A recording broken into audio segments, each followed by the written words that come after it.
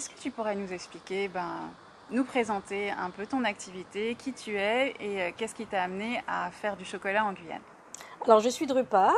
J'ai donc une première formation en tant qu'infirmière et depuis 6 ans, je travaille le cacao. Je fais de la transformation de l'arbre à la tablette ou de la fève à la tablette et je travaille avec une employée depuis 4 ans. Et est-ce que tu as fait une formation pour arriver à produire du chocolat ici? Alors, c'était au départ une passion que j'ai commencé un peu en autodidacte. Et ensuite, j'ai eu l'occasion de rencontrer d'autres artisans chocolatiers comme Monsieur Dumette Olivier dans l'est de la Guyane. J'ai rencontré aussi d'autres artisans qui avaient la même démarche à Paramaribo. Donc leur entreprise s'appelle Tanbon Scrati.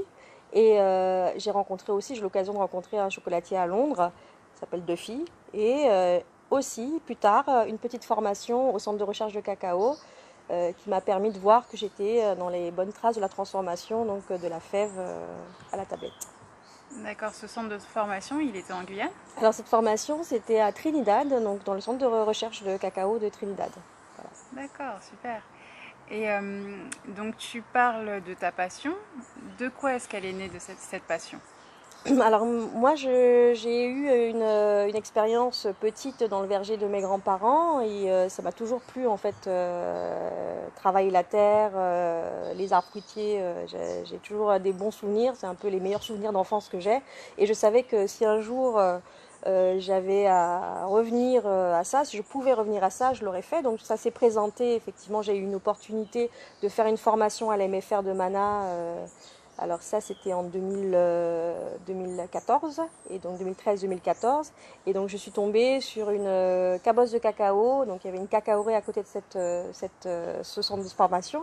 Et donc du coup, je suis tombée amoureuse de cette cabosse et je me suis dit qu'il fallait absolument que je sache comment transformer ces graines en chocolat. Donc c'est parti de là et depuis, je n'ai eu de cesse que de faire des recherches pour pouvoir faire du chocolat. Au départ, c'était vraiment la passion de transformer et d'avoir un produit à la fin qui était du chocolat.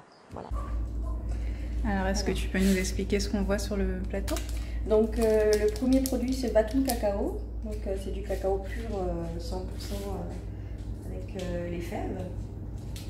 Ensuite, on réalise un chocolat à 70% de cacao et 30% de sucre de canne dans l'atelier. Donc tous les chocolats sont en base de chocolat de 70% de cacao. Ensuite, sur la même base, sur les 70%, on réalise donc des produits avec des confiseries, avec des produits comme le cacahuète quack, qui est une spécialité Bushinengue. Donc on achète le produit à une association Bushinengue qui, elle, ça lui permettra de se structurer par la suite.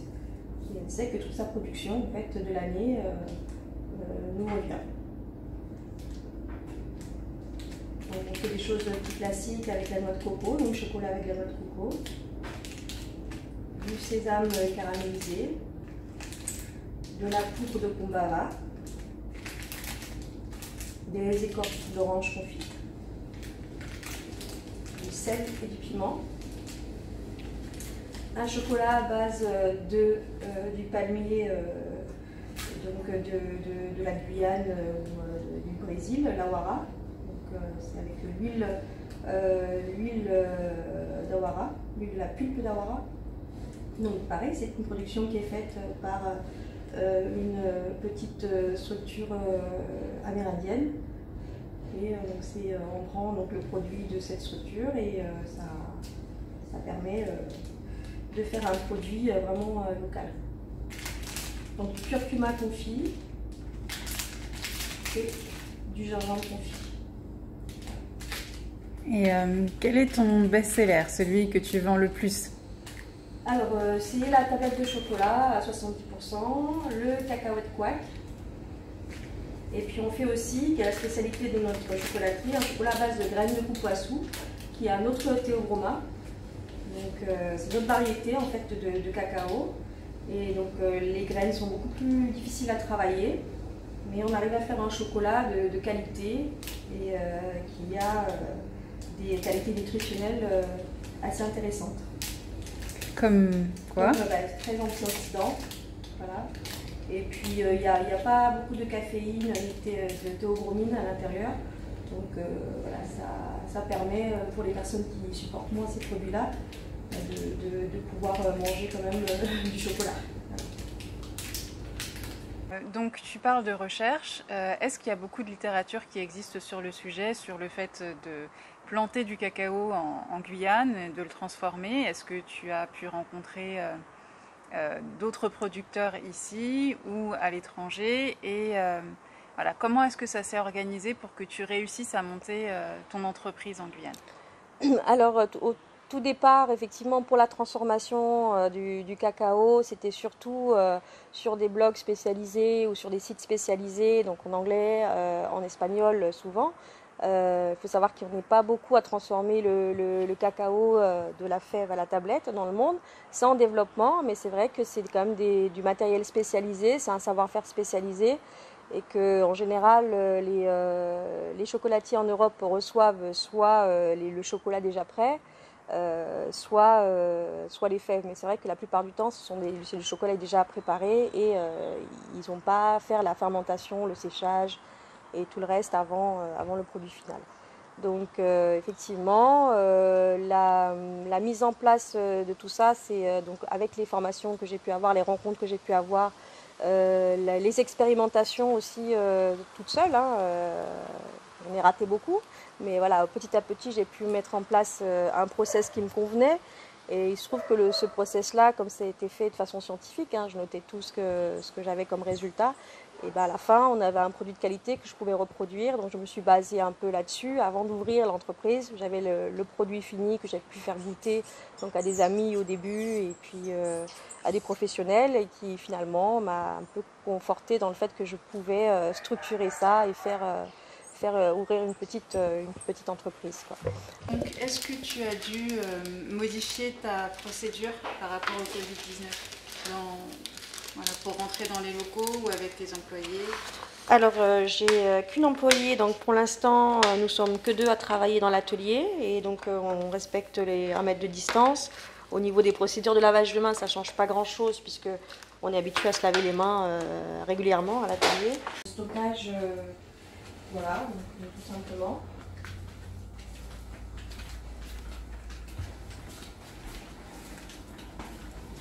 Et ici, c'est la ligne de production. En ce qui concerne la plantation, donc effectivement, à part le CIRAD, où on pouvait trouver un petit peu de littérature, mais pas forcément en agroforesterie, ou disons que voilà, on peut trouver un petit peu de littérature, mais tout ce qui est fait en Guyane en plantation, ce sont les anciennes plantations qui ont été abandonnées pour l'instant. Donc du coup, la matière première, elle n'est pas existante à la vente en Guyane. Donc l'idée, c'était d'avoir une plantation avec des arbres fruitiers en agroforesterie et en agriculture biologique. Donc j'ai commencé cette plantation il y a 4 ans. Et donc du coup, là aujourd'hui, j'ai à peu près un petit millier d'arbres. Et donc le travail consiste donc à planter, à entretenir la plantation. Et puis c'est surtout de l'expérimentation pour l'instant parce que j'ai une parcelle avec des arbres fruitiers, une parcelle avec des arbres de la forêt. Donc il faut savoir que le cacao a besoin de beaucoup d'ombrage en fait en début de croissance. Donc du coup voilà, donc ça permet aussi à des étudiants, à des stagiaires de venir voir aussi sur place comment ça se passe dans une plantation avec une telle conduite, quoi.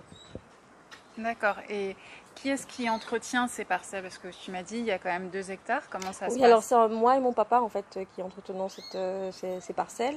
Donc alors j'ai beaucoup d'aide autour de moi aussi, des amis qui viennent de temps en temps donner un coup de main. Donc c'est aussi un travail, on va dire, solidaire aussi, parce que j'ai beaucoup de personnes qui sont rattachées au fur et à mesure à ce projet, qui viennent donner un coup de main et qui voient l'intérêt aussi de la production locale, de consommer local. Donc ça commence à être intéressant de travailler avec tout ce monde-là et sous forme de solidarité. Drupa, est-ce que tu peux nous expliquer ce que tu es en train de faire? Alors hier nous avons fabriqué donc du chocolat à base de gingembre confit.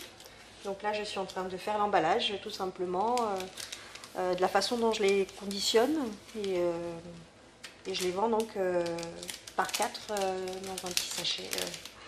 Voilà. Une fois que tu as travaillé sur ces hectares de terre, que tu as récolté ta matière première, comment ça se passe? Est-ce que tu as un laboratoire? Est-ce que tu as... Alors aujourd'hui, j'ai un petit atelier de transformation donc, qui a été financé en partie par l'Europe et là, donc, les collectivités aussi locales. Et donc du coup, là j'ai une petite unité de production effectivement qui produit, quoi.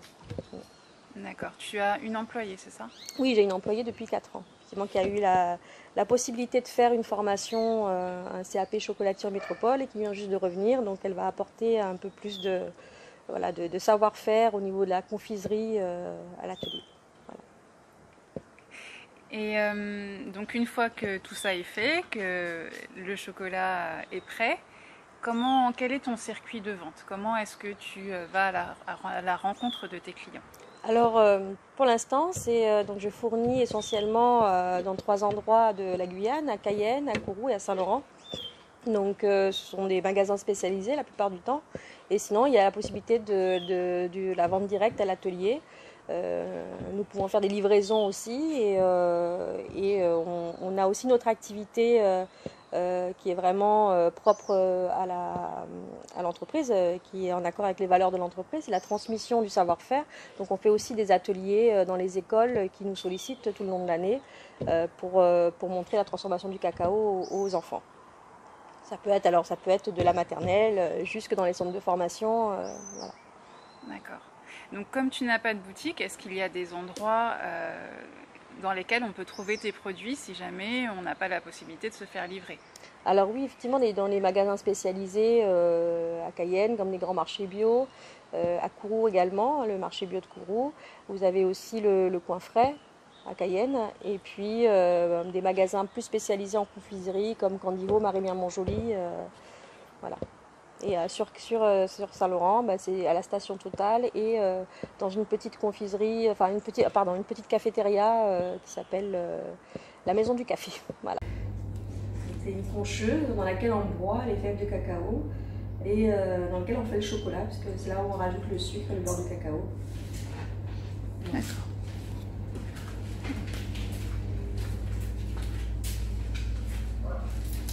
Alors j'aimerais dire qu'avec la situation mondiale en ce moment, on a peut-être une meilleure prise de conscience qu'il faille consommer local.